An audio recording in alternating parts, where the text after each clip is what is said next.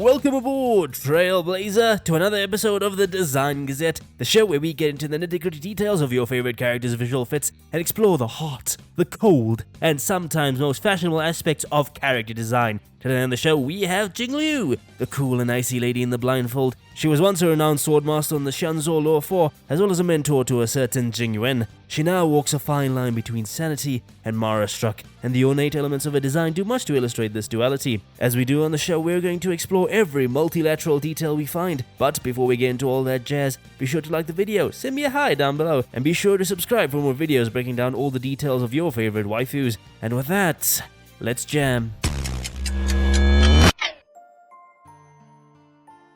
To the Xianzhou, I am but an abandoned pawn, a wandering swordmaster. If you wish to avoid trouble, pretend we never met.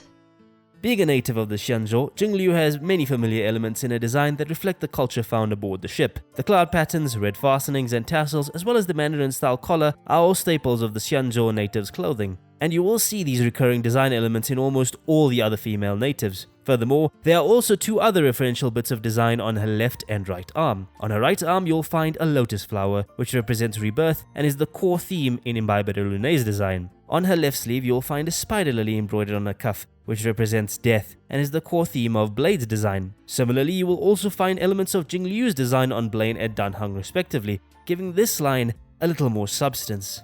Of 5 people, 3 must pay a price. Danheng, Jingliu, and Blade all share themes of death, rebirth, and eternity, and the symbolism only serves to complement their collective story. If you'd like to know more about these two, be sure to check out my videos on Imbibe de Lunay and Blade. Self-plug out of the way, the rest of the outfit is not something you would practically find in the real world. In fact, Hoyoverse seems to really like using this style because a lot of females wear this fairy type of dress. Nothing wrong with it, just that variety is the spice of life, and if it were any other design team, it would have gotten old pretty fast. But this is Hoyoverse we're talking about, and there is always much more than meets the eye. We, however, will not be meeting Jingliu's eye, seeing as how she is blindfolded. I view this as one of the more notable parts of her design, as currently no other character in the game has something remotely eye-catching in their design. See what I did? Wait, don't click off my video! Terrible puns aside, she wears the blindfold because of a Mara-struck condition. But what exactly is Mara-struck, you ask? Well, let me explain. The people of the Law Fu are considered to be long-life species whose lives span, give or take, 600 to 900 years. But even so, they still have a limited mental storage capacity, and as they grow older, their memories start to fade. The thing about the mind, though, is that it tends to vividly remember the more painful and traumatic memories over the happy or mundane ones. This will eventually lead to a red-eyed, bloodthirsty state where you're left with nothing but miserable memories. And if you happen to be a soldier, this process is only accelerated. It's an inevitable fate for all of the Law Fu, but there is a way to stop, or at the very least, stall it. And that is to forget. Of the people we know, Blade does this thanks to Kafka, who suppresses his memories. Jingliu, on the other hand, does this with her blindfold. By dulling her senses and preventing herself from seeing sights in the Xianzhou, she in effect stops herself from creating any attachments or new memories, while also suppressing any sights that might trigger her to remember the past. And sure, this method allows her to live and maintain her sanity, but her mind is at its limits. The biggest tell here are the dark hands that haunt her in a splash art and marketing material. For a moment, picture yourself as Jingliu, a warrior who now wanders through a world of absolute darkness with only a sword in hand. The only thing you can feel are the faint memories of who you once were, reaching out to you, trying to beckon you. But you know that if you let them take you, you will drown in a pool of madness, losing yourself and becoming a monster. And this point is only further emphasized in a splash art where you can see several little cups, as well as Jingliu pouring out what looks like alcohol into the water. This practice is called libation. It's an ancient custom of pouring a drink as an offering in memory of the dead. One pours on the ground before drinking themselves, as if drinking to absent friends, while symbolically sharing a drink with those same friends despite their absence, making it all the more likely that the dark hands belong to the memories of all the friends and comrades she failed to protect.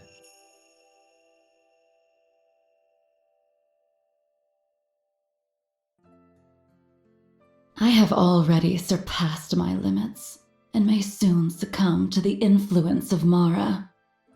But given the choice between staring into the abyss with a troubled mind and marching forward blindfolded, I choose the latter. Moving on to the next depressing chapter of the design, we have the moon. The moon is everywhere in Jingliu design. You would be blindfolded not to see it. Guess I should do it anyway. You can find the moon in the middle of a torso, the bottom of a boot, the stern pieces of a dress, the ornament on a hip, the cuff of a sleeve, the charm on her right arm, the centerpiece of a collar, her phone cover, the name of a banner, the copywriting of a kit, the syzygy install, her enhanced attack animation, the symbols of a kit, her splash art, her ultimate, her cinematic trailer, and of course, her blindfold. But why the obsession over the moon, oh devilishly handsome Crusader, I hear you ask? Well, my equally pulchritudinous Trailblazer, if I had to pinpoint why, it would be because the moon has an otherworldly nature. See, from the dawn of mankind, the moon has always accompanied man through various cycles and developments in life.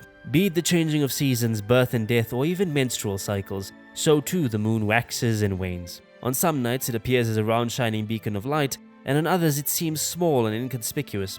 However, if there is one thing that we are always aware of, is that it is ever changing. The fact that the moon moves through different cycles and does not remain fixed symbolizes the cycle of life itself, because after all, the only constant in life is change. In fact, thanks to the moon cycles, many cultures have developed a persistent yet incorrect belief that lunar phases actually influence human emotions and behavior. For the longest time in medieval Europe, you would often hear many utter the phrase, "There must be a full moon out there," in an attempt to explain the weird happenings at night. Even the word lunatic stems from the Roman goddess of the moon, Luna. This phenomenon is called the lunar lunacy effect, and as untrue as it might be, it has stuck around for quite a long time. Truth be told, it influenced many myths and legends such as werewolves transforming on a full moon, vampires being struck by moonlight, and countless more Lovecraftian tales. And it is when viewing Jingliu's design through this lens do the influences become quite obvious. Like cycles of the moon, Jingliu's condition is always changing. She walks a fine line between sanity and Mara-struck, similar to a werewolf inevitably waiting to transform at the sight of a full moon. In order to maintain herself, she has to cycle between insanity and indifference, a constant existence that is always walking a tightrope. So much so that she is currently the only character in the game that has a dynamic element in her design, being the centerpiece of her outfit, which cycles through the moon's various phases. Furthermore, if we examine the moon through a Chinese lens, we start to see even more impetus in Jingliu's design. In Chinese literature, the moon represents coolness and purity, but also reflects associative meanings such as femininity, love, and eternity due to Chinese myths and culture. Nevertheless, there is one specific aspect of the moon I would like to highlight, and serves as the final piece to Jingliu's design puzzle. It is a Chinese proverb. Mirror, flower, water, moon. The meaning of which is something that can be seen but never touched. Like a flower reflected in a mirror, or the moon you see in the water. It is something that is beautiful, but ultimately unattainable. You can see a beautiful flower within the mirror, yet you'll never be able to feel its petals, only glass. Similarly, you can see the moon's reflection on the surface of water, but the moment you reach out towards its surface, the ripples diffuse the moon's reflection. A lovely image, an impossible dream. Swordmaster of the Cloud Knights, and hero to the Luo Fu. To Jingliu, her past self is nothing more than a beautiful moon. And even if she were to reach out to it, she would only be met by ripples in the water. Mirror, flower, water, moon.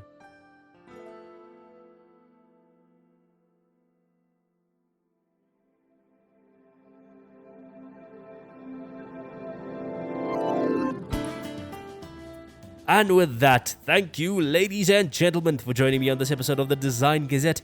Be sure to hit the like button down below, it helps out the video. Subscribe if you want to see more of this content. And be sure to tell me your favorite things about Jingliu down in the comment section below. I know I have been MIA for some time now. Apologies for the tardiness, but you know, there's no signal out here in the vast galaxy sometimes, and it can delay a video by a month or two. I am back now, however, so look forward to me contaminating your feed in the future. And with that, my dear Trailblazer, may your journey lead you ever starward.